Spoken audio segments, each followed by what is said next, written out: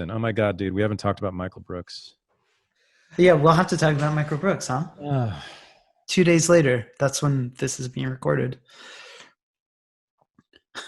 glad I You just got. had him on your show. I did. I've had him on. Yeah, I did. I had him on 2 weeks ago, and then he was on Hmm. unregistered last summer. And then, but Or we, sorry, the classes. Yeah. yeah, yeah, yeah. But it's a show. Yeah. Yeah, and we were talking Friday about stuff. He hit me up asking for some advice about some books and stuff, and we were talking. But he like when he was on my show, I mean there's a bunch of stories I have to tell about this, which I'm gonna try to write an essay about it, but like I mean I went after him on his politics. I left him standing out in the rain because I was late. He had to wear my shirt during the interview and he was cool with all of it.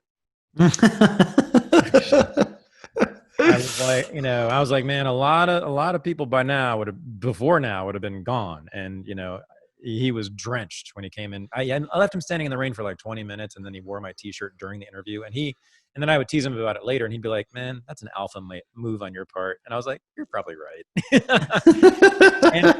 and I was probably, I haven't listened back to it, but my memory was like I think I was a little bit condescending and a little bit like I was really like pushing, and kind of a couple times I was a little bit probably condescending, and he wasn't. I mean, I didn't like his politics. I teased him about like the fact that after his revolution, he's going to have to send me to the gulag. And he was like, "No, Thad, you don't have to participate in socialism and work." And I was like, "Michael, yeah, no, that's what socialism is. So even though I really like you and you really like me and we're friends, unfortunately, after the revolution, I'm not going to work.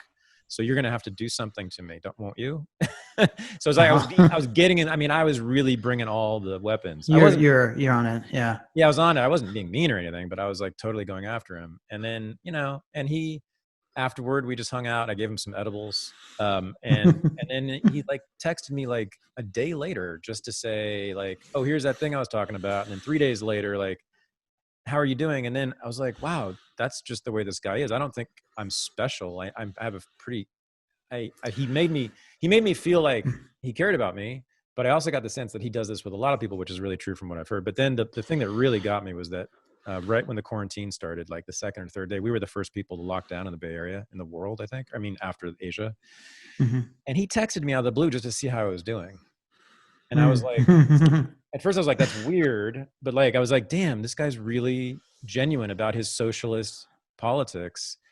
I think that's yeah, yeah. Sorry to interrupt. I didn't mean Go, to yeah, interrupt. Go ahead. go, yeah. Well, I mean, I think that that's the thing about Michael. It's like, you know, I actually, perhaps this is harsh, but in some ways he was kind of mediocre pundit in a way. Like if he would say these things that were just sort of standard or repeating things that he heard somewhere else, but that wasn't like the content of what he said was not what made him special, and that you could miss that if you had only paid attention to the just kind of Young Turks kind of talking points that would, Mhm. or majority, report talking points that would come out of him. Yeah. But what was really special about him was, and you could feel it, even like he would say something you had heard 100 times before, but it would sound different coming from him. So that's Mhm. what I mean when I say mediocre. It's like someone else could have taken the content of what he said many times and actually it would have just felt a bit flat. But it was because it was woven through with Mhm. this real concern for people Yeah. and this real love for people. And I think it's something that actually, in my arrogance, I think I missed, like until um like I would see it sometimes, like when he would reach out and say this or that, like in the way you're talking about. Every once in a while, he would reach out and give me a compliment on something from out of the blue, and it would be something very surprising. Right. You know, um, Yeah.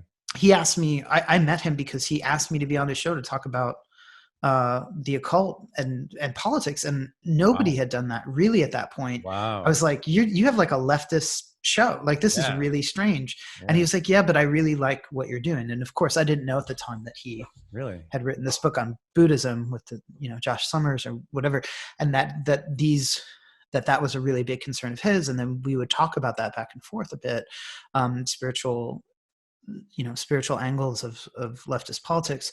But he, so you might have missed it, if you just listen to the specific facts or perspectives Because it's like, well, yeah, we all hate Sam Harris. We all hate Dave Rubin. We all, you know what I mean? Like these sorts of things. It was his presence. And that I think is actually the most important thing. Like we have to, I think, more and more really pay attention, not to what is said, but who's saying it. You know, the general spirit of the person that's saying it is really important. And I think people finally started to get that just when he died. I think that there's a tremendous opportunity right now if people want to take that lesson that Michael embodied in his life you know, it would be really profound. That's what I want to say in the essay. Yeah. So I have, you know, first of all, I'm glad we're doing this now and not yesterday. I was crying for 24 hours pretty much about this. You know, I mean, if I had never met him, I would have cried. He was 37 years old. He was phenomenally productive. He was clearly just, his career was on a rocket, you know, and he had his own show for 2 years, which was really successful. And, you know, the Michael Brooks show, I've been telling people this, man, that show was like a graduate seminar every episode. It was just like being in a Columbia or NYU graduate seminar back in the day when I was there. I mean, they were doing heavy duty, in-depth left academic scholarship, basically. And he had like a huge audience. And for that, I mean, especially for that. And it was really impressive. And it was like, wow, you can actually do like that kind of academic stuff and people want to watch and you can actually make a living. So I love, and he was very serious minded on his own show. He really was, he did tons of research. He knew politics up and down and he knew world leaders and stuff. On the Sam Cedar Majority Report show, man, I really disliked and I disliked Mike on that show because they, as Eric Weinstein said, I think correctly, they relied on ridicule as a crutch. And even though, and Michael, this is one of the things I took him to task for, was like our mutual hatred of Sam Harris. And it's like, yes, we are completely on the same page about Sam Harris. But what Michael does on the show a lot is just imitate his voice. Right. Well, I mean, that's what I mean when I say there's like a sort of mediocre punditry. Like he was put in that place. And there was definitely depth beyond that in Michael, which you're right, came out on his own show when he did decide, especially talk about international, like, you know, an international alliance, you know, or international activism. So you could see it there. But again, even that, I think, was the result of a presentation of scholarly research to an audience who hadn't done any. So that can be very impressive sometimes when it's not really, you know, like, but you know, I was increasingly moved by his, by the amount of the spiritual sort of meaning-laden, value-based work that he was doing in the past year, especially. So when he, you know, I think the Cornel West thing really got into him, you know, where he was like, here's Cornel West who has all the same political values basically, but there's something else about Cornel West that matters. And it's this way of talking, this way of viewing, this way of speaking, this way of seeing, this way of inspiring and connecting. And I think that was really, again, as that started to open up, it really started to become something very special. And in fact, he had recorded something just before his death about why we need to investigate consciousness as part of, you know, like leftist projects. And I mean, that I would have loved to see where that went, but I know, you know, it's up to us, you know, it's up to us to do that now, you know. That's a great point. And I think that's exactly right. I think he was going there. So a lot of people don't know that he had a whole other career leading meditation retreats. And it was essentially, I guess, a practicing Buddhist, and was deep into that his whole life. And I am positive that is a major reason why, you know, he reached out to me the day of the quarantine to ask how I was. And that's the reason why he connected to you in similar ways, and why, like, now we see like hundreds of people talking about how that's how Michael was with them. And yeah, man, I've said that if the left were full of Michael Brooks, I may very well be a leader of the Socialist Workers Party right now. You know, even though, and he certainly was not lacking in toughness and even some meanness. You know, his ridicule, I think, was really bad. Like, I think that's a contradiction. I think he would appreciate me saying this. You know, there was a contradiction in his career, I thought. But the fact that once he got his own show, he got really serious and stopped doing the ridiculing. told Mhm. me that that's really what he's more interested in, and that he was really interested in like getting over identity politics and cancel culture and listening to each other. So like, even though I went hammer and tong against his hammer and sickle, he still just wanted to be friends and talk and learn from me, and Yeah.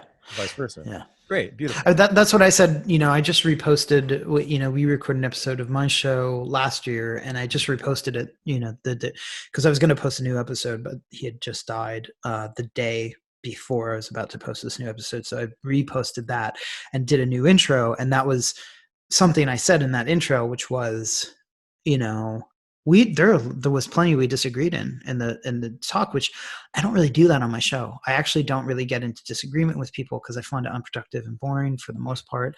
But What did you because I'm disagree about? because I'm always right. Well, I mean, he's socialist, and like as a social, like, socialism has value to me, but not as the be all end all of like what we need to do to bring about or sustain after, much less a revolution. And he also, you know, I made the statement that Marxism is actually a rights discourse, not an economics discourse, which he disagreed with. And I was like, but that's what's good about Marxists. It's like that the rights part is actually good, and Huh. we sort of got into a little bit of a, but it was never all that happened. And this is what I said is like, was we just took an interest in each other, like I took an interest in what he was saying. He took an interest, and there was no debate. It was just like, I like you, I trust you, and I trust that I should listen to you, and I felt the same way. And so we had a really amazing conversation, even around those points that maybe we didn't settle on. That's it, man.